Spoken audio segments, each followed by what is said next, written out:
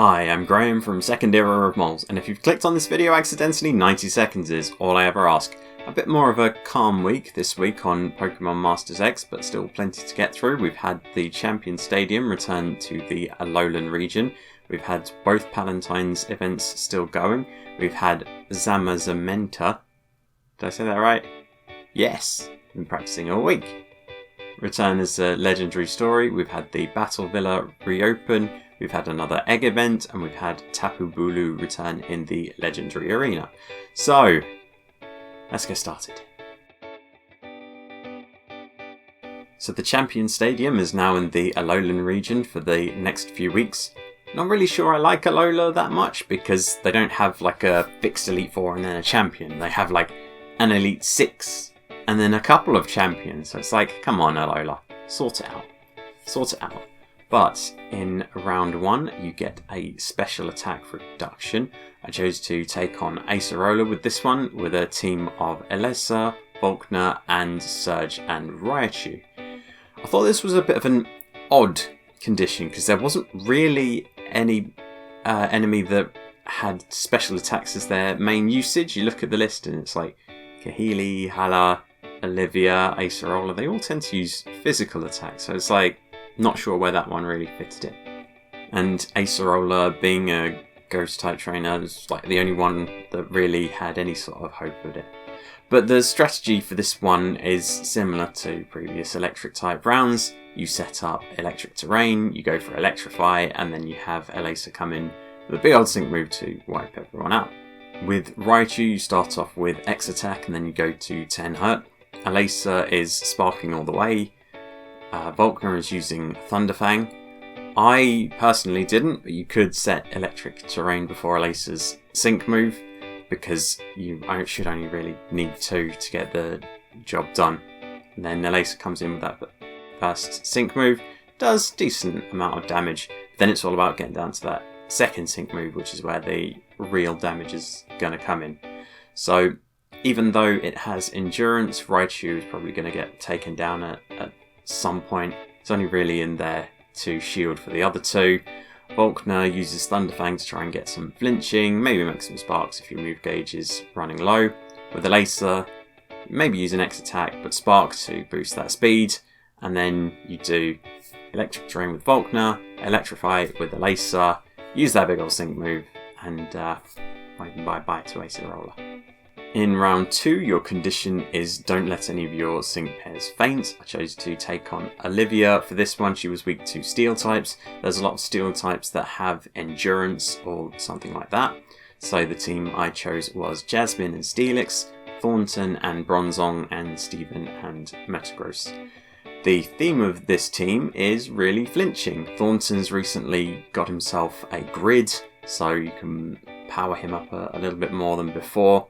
When you give him aggravation along with his Zen headbutt, it makes him viable as sort of a flinch setter. And then of course Steven has Iron Head as well, and those two together should do a lot of flinching onto the enemy team.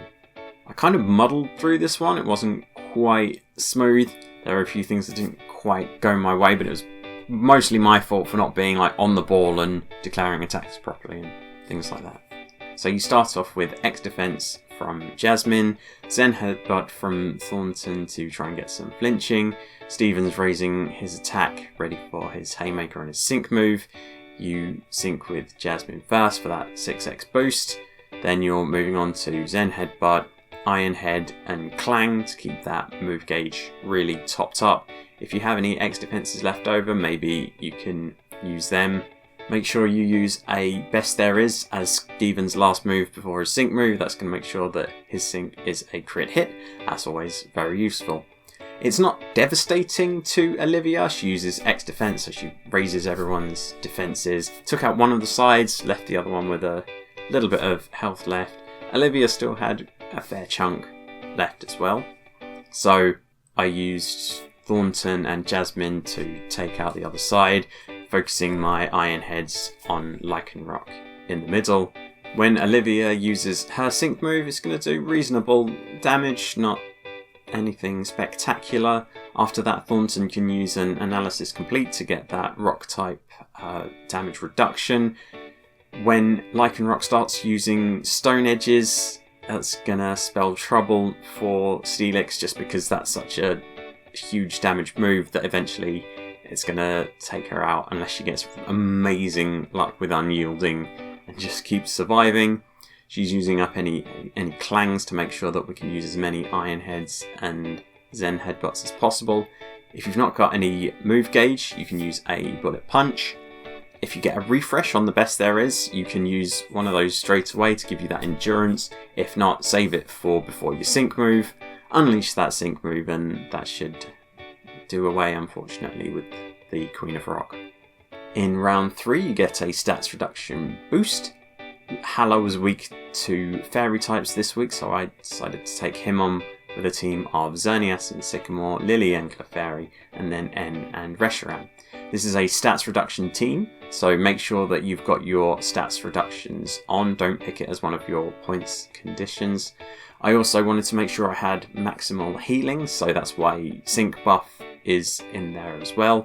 We start off with the Truth Will Prevail with N, and then move on to raising his crit hit rate. Lily is using Disarming Voice, Xerneas is using Dazzling Gleam. Xerneas gets that first sync move for all those boosts. Then in that sort of second phase, you're moving on to using Noble Roar with Reshiram to try and reduce those attacking stats. Lily's still using Disarming Voice.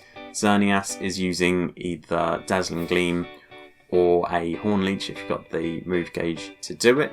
This is one of those rare occasions where it doesn't matter if you don't get those 3 moves in after your sync move, because Lily's sync move, and you are syncing with Lily next, gives some healing. So if the enemy uses their sync move and does damage to everyone, you can kind of be like, well, Lily's just gonna come on and heal all of that anyway. After a sync move though, Hala is gonna put on a stats reduction shield. So that's when you start using Blue Flare. That's gonna make quick work of the 2 sides.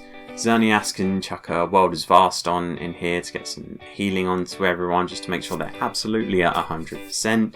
It also speeds up the move gauge, which is good for if you want to use Horn Leeches. Lily can use Disarming Voice if she wants. You've also got X Accuracy, which will boost her health. The one thing I would recommend is to put a full power onto N just before a sync move. I didn't do that. I forgot, but I think it's a good idea just to make sure that that sync move is absolutely outrageous. Even without putting it on, did a decent chunk of damage onto Crabominable.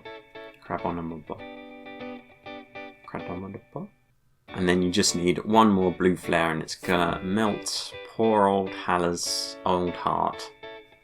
In round 4 you get a status conditions boost. I was left with Kahili here. She was weak to ice types, so made sense to be like, well, freezing then. With a team of Getsis and Kyurem, Rosa and Serperia, and Skylar and Swanna.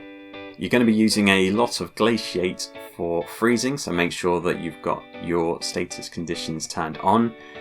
You also want to have stats reductions on as well, because that feeds into Kyurem's sync move. Starting off with a Glaciate and hoping for some freezing, and then you're moving on to Mwahaha. And then it depends on the move gauge whether you're using Mwahaha or Glaciate. Rosa is raising special attack. Skylar is using Take Flight to boost up everyone's stats. She gets that first sync move, as always. After that, you're doing as much Glaciate as possible and hoping for a lot of freezing. You've got time to energize if you need to boost that move gauge back up again. Skylar's using Gust. That's a 1-bar move that automatically refreshes, so that's very useful. You get down to that second sync move and that's going to go to Rosa because she is 6x as well. When Kahili's sync move comes, yeah, unfortunately you can't delay it forever. It's not going to hit too hard, but after that she's going to start unleashing some big old driver shots. That wasn't good golf form, but I can't have a straight arm and do that because otherwise I'll knock my microphone into Kingdom Come. And yeah, big old head on her driver as she tries and hits you. So Skylar's going to take some big hits there. Make sure that you've got potions at the ready. I had healing down as one of my conditions to make way for other things, so it's not like you can just be like, oh, big hit, big hit, big hit, potion, I'm back to full health. But Kyurem's still doing a lot of damage with Glaciate there, maybe some freezing as well. It's all about getting those attacks in. When his sync move comes, that's going to do a lot of damage as well. And it should leave you with just a little bit of health to kind of little putt in from close range. In round 5, your permanent condition is the additional effects of moves are more likely. I chose the optional condition of status conditions boost. I wasn't really planning on using it very much though, it's just the least offensive of the ones that were there. You're taking on Kukui here, he's weak to grass types, so the team I went with was Brendan and Sceptile, Signasude, Erica and Leafeon, and Dawn and Torterra. I wanted to have Lyra in there at first to give me like that extra round of sun, but Kukui kept using Iron Tail on her and that wiped her out completely, so Dawn and Torterra is a good bet to replace them. You're starting off with X defense to raise everyone's defense. Brendan's raising crit hit rates and using no turning back. With Erica, you're using X speed and then a Solar Blade that should get you down to your sync move, which is going to go to Dawn. Make sure that you press attack with Erica as well after that, because otherwise she's just going to sit there waiting for her Solar Blade to charge, and you don't really want that, because after that sync move you start Leaf Storming with Brendan. You want to put Sunny Day with Erica to get that sun on. That has lots of benefits across the team if you've got them gridded in that way. With Dawn and Torterra, you're using up any X defenses and then switching to Razor Leaf. After setting the sun, Leafeon is soaking up the sun, that's the trainer move, and then going with a Solar Blade as well. Brendan gets that next sync move. It's alright, it's not hugely damaging, but it starts chipping away at everyone else. After that sync move, you want to reset Sunny Day again so you can keep using Solar Blade. Brendan is still using Leaf Storm. Dawn, I think, fainted before I had a chance to use Good as New. It was kind of like, oh, that was a big hit. Oh, she's low on health and I have an attack declared. Whoops. But it doesn't really matter because the combination of Leaf Storm and Solar Blade is a big bad combination. It's going to run down Kukui and then one of each will take out each side. So Leaf Storm, Solar Blade, Leaf Storm, Solar Blade. And there it is, a 10k point run for the Alola region. Hopefully that was very helpful for you. I think next week the Elite Four gets a bit of a shake-up, which, as I said earlier, don't really like.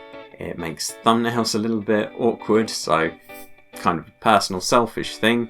But yeah, check back here if you need any assistance with that.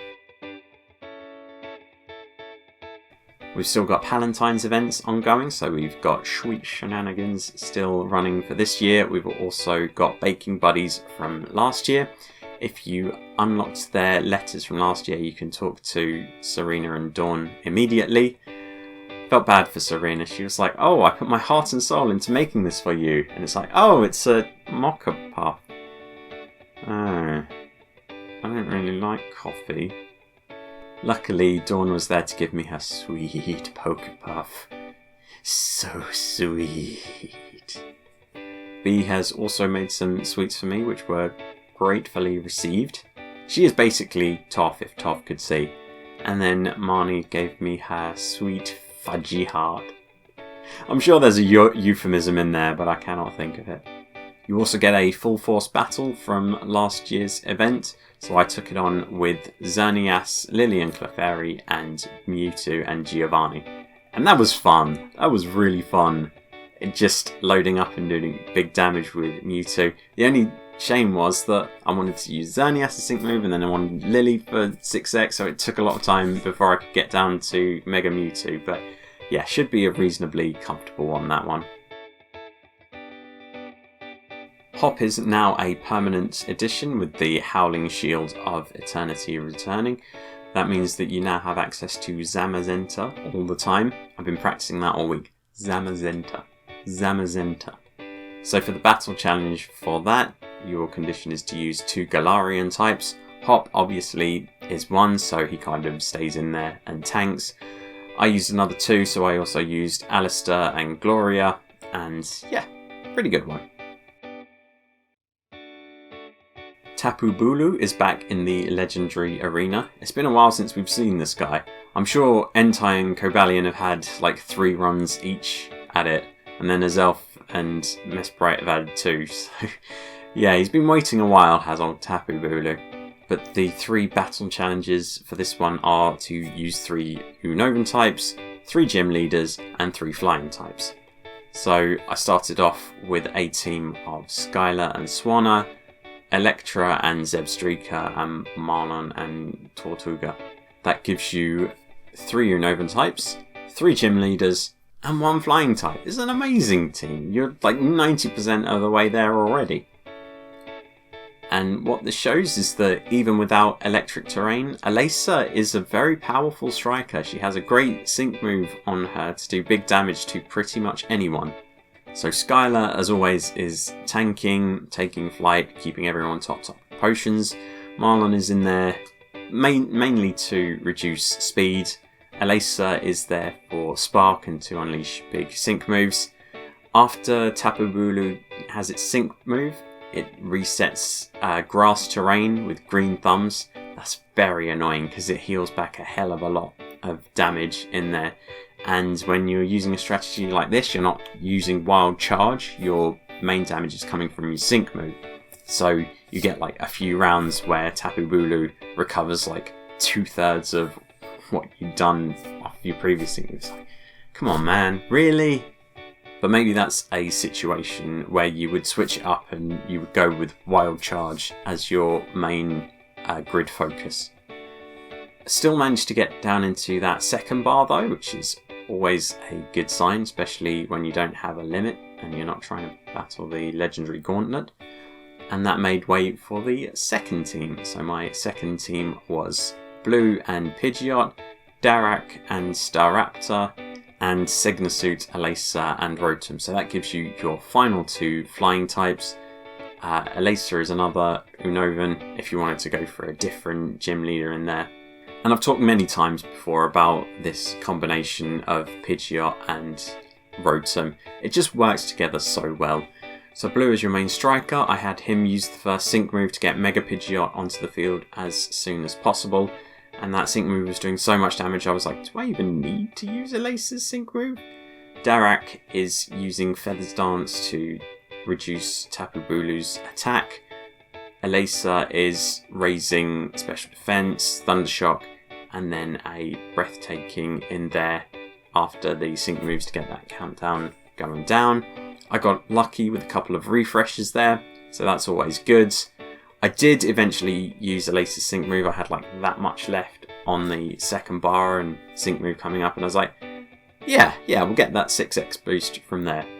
And then when you get into that final bar, it's just Hurricane is absolutely devastating. I think it only took 3 attacks and that was Tapu Bulu completely wiped out. So if you complete all 3 challenges, you get a nice 1,000 gems for it, 300 for each challenge, then an extra 100 for completing all 3 of them. So they've removed the daily jukebox battles. It feels like we hardly knew ye. It's fare thee well, but you get music coins from other challenges. The Battle Villa has reopened, so feel free to start slogging your way through all of those. Remember your daily battles in the co-op area. We've got an egg event for ice and water types going on at the moment, so plenty to hatch and plenty to scrap and get research tickets for. Remember that the Team Galactic event is still ongoing and you can get a daily scout ticket from those, and you get 250 tokens, so every 3 days that's a 3-star ticket. And that is another week that was. Thank you for joining me on this journey. Next week we'll be back in the Champion Stadium for Alola. You're well past the 90-second mark at this point, so thank you very much and congratulations. If you've enjoyed the video, you can like it, subscribe to the channel, follow me on Twitter. I'm SEOM_YT. Hopefully I'll see you again next week for the week that will be, but thank you very much for watching this one, and goodbye.